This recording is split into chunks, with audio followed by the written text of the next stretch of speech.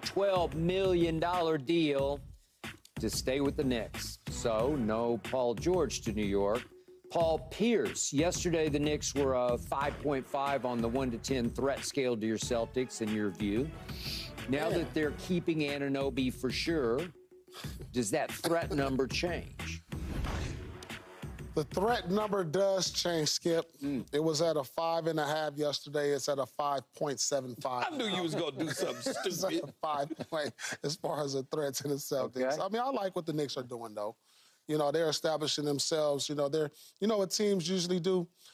When one team's win it, they try to counter by emulating the team or countering the team to prepare to beat that team. And I think that's what the Knicks are trying to do because they're added some pretty good defensive pieces. Of course, I think the key piece was re-signing Anunoby. As we all know, they were one of the best teams in the league when he came over after the trade and was starting. So they took that into account when signing him to this mega deal because you say, wow, he's not even probably going to be second or third option on offense because once you bring Randle back, Mikal Bridges is a 20-point scorer, he'll probably be their fourth option to get this kind of money, but that's not what he's bringing to the table. Offense, you know, he can knock down threes. This is a defense. And they're gearing up to play against the Celtics, so because that's what everybody does. They brought in the defensive talent, but I just don't know if they're quite ready yet. You know, I like what they're doing. I still think they're in the same level as Indiana, Philly. You know, who knows what's going to happen in Miami. Miami has constructed with a healthy Jimmy Butler. You can never count them out. Milwaukee, a healthy Milwaukee team with the Greek Freak, who is still a top 5 MVP caliber player, along with Dame Lillard. So I still got them in those group, in that tier, but, you know, it really, solidifies them in the East as more likely a top 4 team, 100%. But as far as a super threat, I'm not sure they're there yet. They're a threat. It was a 7 yesterday. It stays at a 7 for me today because I felt like they was going to sign him anyway. I mean, he just was doing the opted in and out and all that for the money. It was a money play. That's what guys do. You know, they want to maximize. Man, what would you if you were playing right now, Paul? He got 212 and you call him a fourth option. What would you get?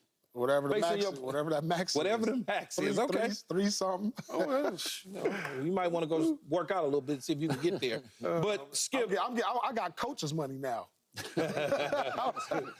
So, Skip, when you look at it, they go get Mikal Bridges. They pass on the Paul George trade.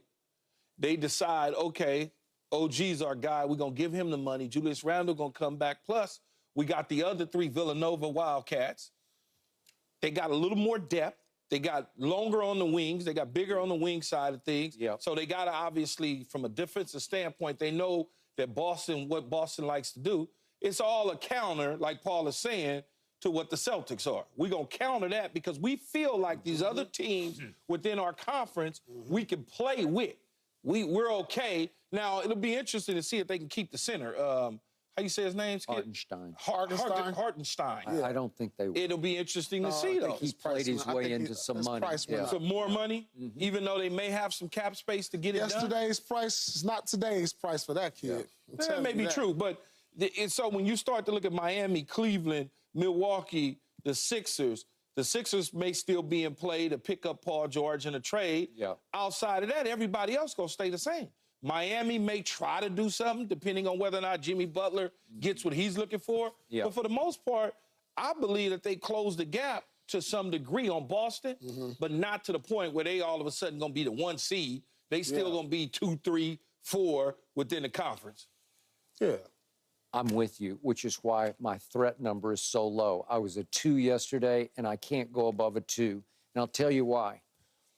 Anunoby is a really good NBA player, but he's not a star. Not in my eyes, a star. If, let's just say, they had decided, OG, thank you, but no thank you, and let him go, and they'd gone after Paul George and landed him. I'm not the biggest Paul George fan, but he's a star to me. Yeah. In my eyes, he has star quality. He might not be a 1, but he's a 1A star. Opposite Kawhi with the Clippers. And we're going to talk about Paul in just a few minutes. But the point is, Paul George can do things on the basketball court that are special to me, where I say, oh, you know, like you can't find that. That doesn't grow on Southern California palm trees, right? And yet, Mikal Bridges, he's a great kid. He plays hard. He's an Iron Man. He plays every game. But is he a star? I don't see star impact. So both these guys, Anunoby's going to play at 27, Mikal at 28 this next year. Not bad. They're in the heart of their prime, so I give you that. But they've each made one all-defense team, just one, and no all-star teams. And Anunoby, when he made the all-defense team, did lead the league in steals. So I'm going to give you that because, to your point, you got long wing defenders. Good. So you upgraded a little bit. But I'm talking about Jason Tatum and Jaylen Brown. I'm talking about we went back and forth all through the playoffs. Yeah. Who's the more valuable player? Well, you know what? I kept telling you, it's really a great problem to have.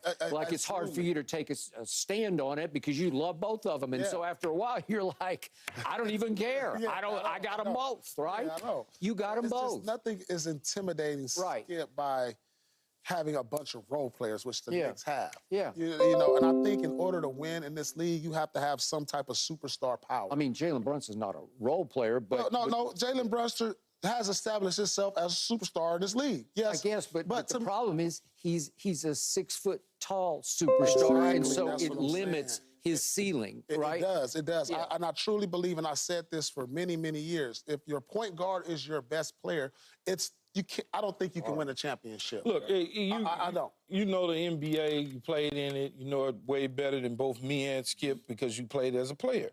But the odds makers seem to think they closed the gap. Yeah. They went from the bottom to third, as the odds makers say, in winning it. They got the Celtics, they got the Nuggets, and now all of a sudden they got the Knicks since the trade with Bridges and the signing of OG, which just happened last night. I hear you. I hear what you're saying, and you're saying about small guard play and not having a major Paul Pierce at your disposal on the floor. They got Jalen Brunson. But everybody else, if you play together as a unit, as a team, may be just enough if they slip and fall with a hiccup. I hear you. But does Jalen Brunson make everybody better around him? That's what I'm saying. Not That's at all. the one problem. He is the most ball-dominant guard in the league. He led the whole league in usage rate. Beyond Luka, beyond Trey, beyond all the high... In the regular season? Yeah, so that's what bothers me, Skip, about the Knicks, and that's why it's hard for me to say that they've gotten there yet, because when you look, I look at the chemistry part of it. How does he mix in with these other guys? Because I think, you know, Anunoby, you know, he could be pretty much a catch-and-shoot guy, slasher, that type, but when you talk about Bridges and you talk about Julius Randle, these guys are 20-point scorers. So how do you implement what Brunson does to what they do also? And then DiVincenzo, he took a step up last year. Josh Hart, he took another step up last year. So how do you implement a guard with high usage rate into all of this? You know, Brunson can pass, but he's not considered an assist guard. No.